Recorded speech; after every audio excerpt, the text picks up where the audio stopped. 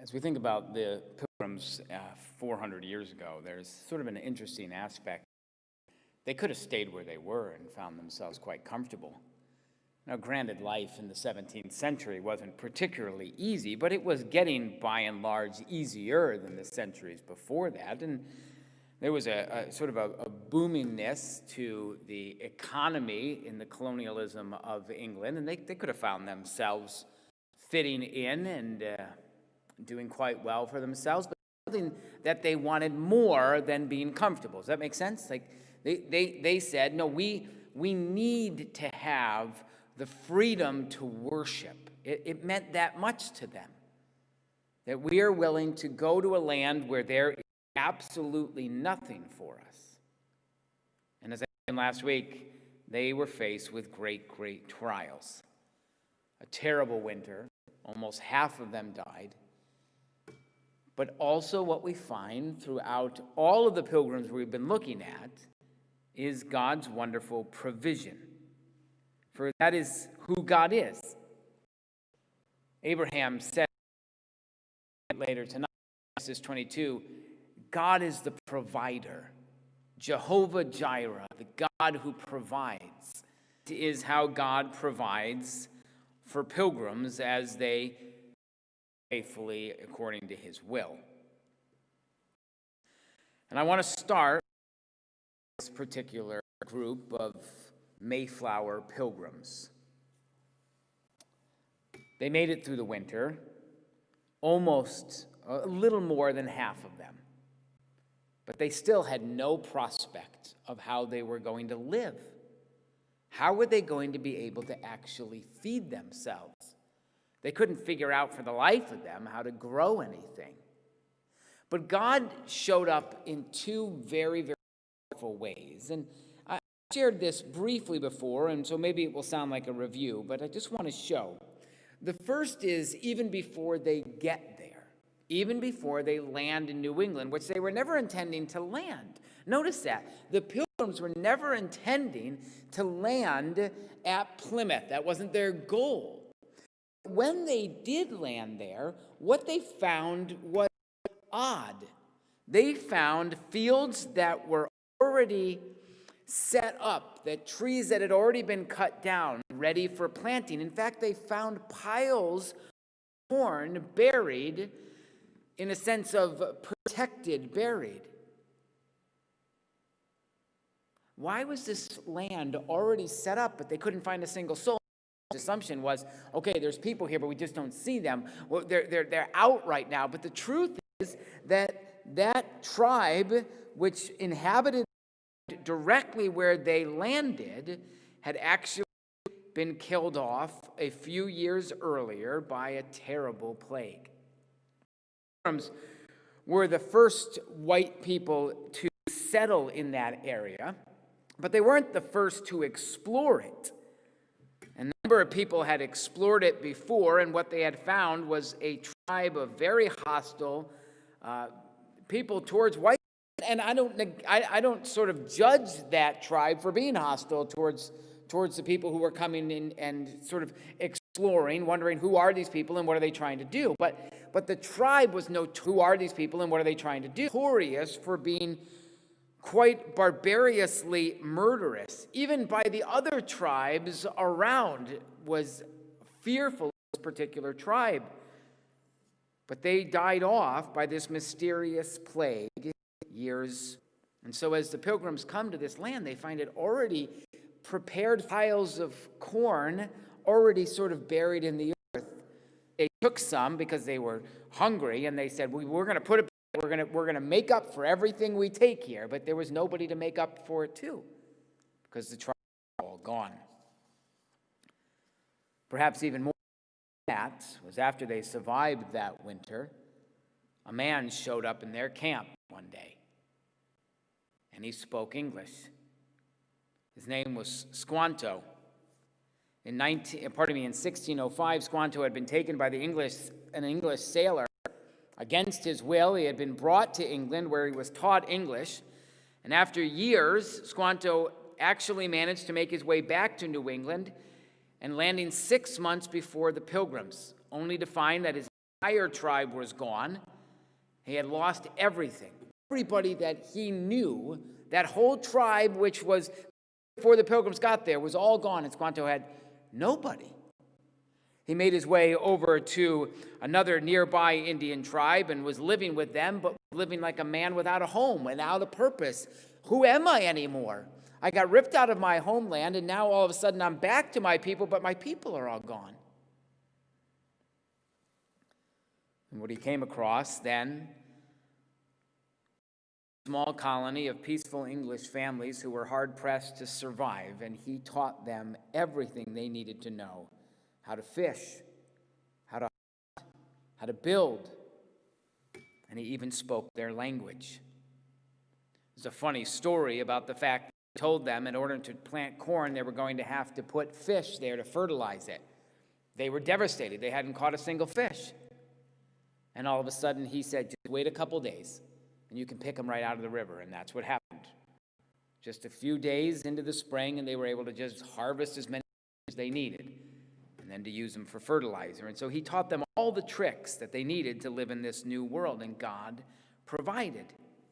Now, that doesn't mean, though, that they lived on easy street from then on out. In fact, the second winter was in some ways harder than the first winter that they had.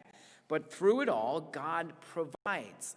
Maybe not as much as we want, maybe not as fast as we want, maybe not even in the way we expect or want, but our God provides. But here's the problem. We are different than that Mayflower Pilgrim group. They were constantly bombarded with advertising telling them what they deserve to have. That is one of the dangers of our modern day. Because when you live in that constant bombardment, and you hear that God provides, but he doesn't always do it as much as you want, or when you want, or how you want, you can begin to be tempted to shake your fist at heaven and say, God, I'm trading you in because I know a better way to get what I want. The danger in that is it always comes at a price. The same thing that Adam and Eve realized just moments after.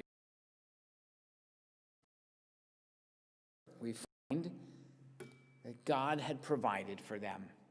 And at the end of that year, as they came to the fall, they had this great feast, which we commemorate every year and remember and follow suit in as we too give thanks to the Lord.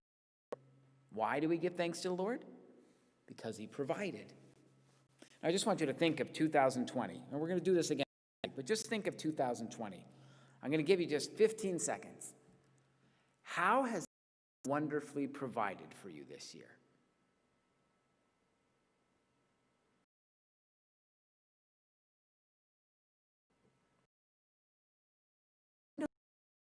To ask yourself that question. How has God so wonderfully this year?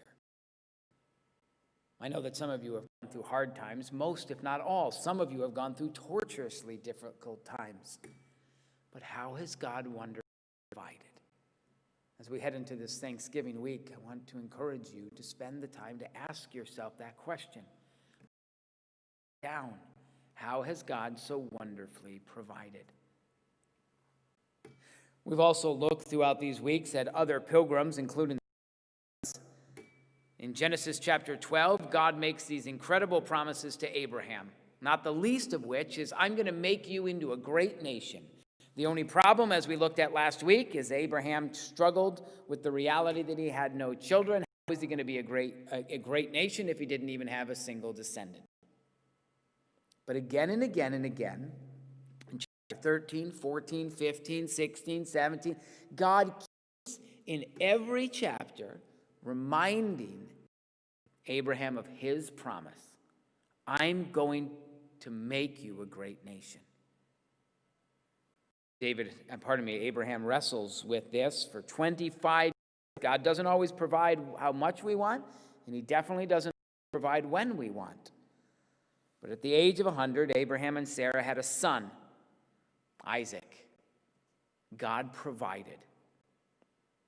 But it's then in chapter 22 of Genesis that we hear that sort of almost shocking story where God asks Abraham to sacrifice his son, his only son, the son that he loves, Isaac. And Abraham acknowledges that that is what God is asking him to do, and he obeys. And he takes his son up onto the mountain, and he builds an altar, and he places his son on it, and all of a sudden God says, stop. And then the most amazing thing happens. Genesis chapter 22, verse 13 through 14. Abraham looked up, and there in the thicket he saw a ram caught by its horns. And he went over and took the ram and sacrificed it as a burnt offering instead of his son. So Abraham called that place, "The Lord will provide." And to this day it is said, on the mountain of the Lord, it will be provided. Jehovah Jireh, the Lord will provide.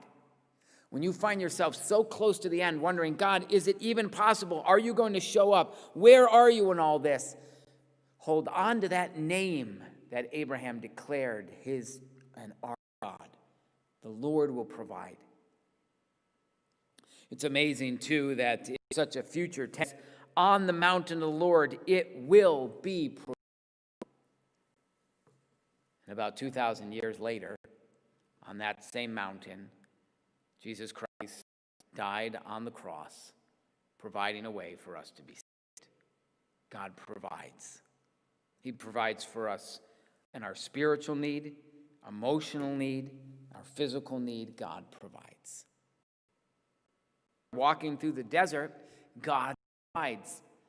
We saw it last week with manna from heaven, this bread that God brought down every day. And then they began to complain about it, and God even gave them quail to the point where he says, you're going to eat it so much it comes out of your noses because you keep complaining to me about it. He provided water in the desert. Now, what's even more amazing than that is that the people of Israel are pilgriming in the desert for longer than God intended. I'll say that again. The people of Israel are wandering in the desert for longer than God intended because he brought them to the promised land quite quickly getting out of Egypt, but they doubted God, rebelled against him, and he said, you have to go back in the desert and wander around for 40 years until this whole adult generation dies off, and then I will let your kids go into the promised land. But as God sends them back into the desert to wander around for 40 years, you know what he does? He provides. Every single day, there was food to eat in the desert. Every single day. And Deuteronomy 29, verse 5 says one of the most amazing things in the Bible. It says, during the 40 years I led you through the wilderness, your clothes did not wear out, nor did your sandals on your feet. I have 5 kids in the house, 4 right now with Juliana in Minnesota.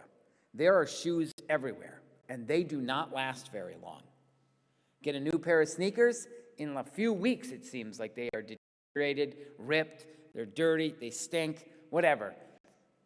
40 years, and God says, not once did your sandals on your feet wear out. Not once did your clothes ever wear out. God provides. We've also looked at the person of Christian in the book of the Pilgrim's Progress, and we noticed last week all the trials he had to face, the hardships, the doubting, the struggles, the enemies, the liars, and yet also God provides. He provides people who are helpful to him. He provides people that are encouragers. He provides good company. He provides his word. He provides the armor of God, which is able to stand up to Apollyon. He provides the truth and direction. That's where you're heading, both to the gate and to the celestial city. And he provides freedom from his burden at Calvary. God provides. So what about us? What has God provided? As you head into this Thanksgiving week, again, what has God provided? I know that it's been a different year, a difficult year, a frustrating year. I also know that it feels like it's not ending, and it could get ugly again or worse again. But even then, God provides.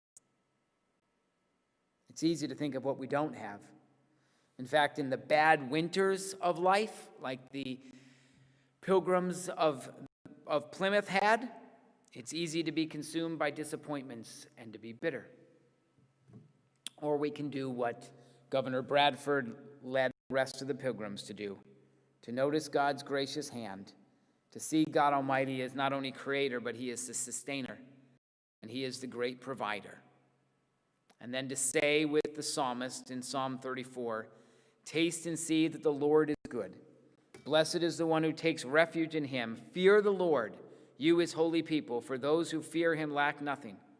The lion may grow weak and hungry, but those who seek the Lord lack no good thing. The lion may grow weak and hungry, but those who seek the Lord lack no good thing. So what has God provided us? Not the least of it is his Holy Spirit to walk and lead and live in us, to guide us, to comfort us, to strengthen us, to remind us, to empower us, equip us, to embolden us.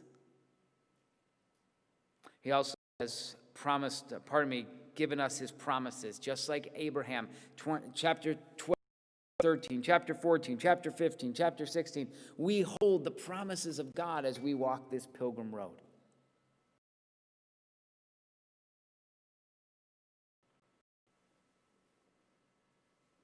I would encourage us this week to not only give thanks to the Lord, but to remind ourselves of his promises and his goodness to us by reading in his word. Speaking of which, I started reading today. From 2 Corinthians. I just had been in the Old Testament and wanted to read now in the New Testament, and so I'm reading in 2 Corinthians and just started today, and I was really blown away by something, and I'm going to close with this. 2 Corinthians chapter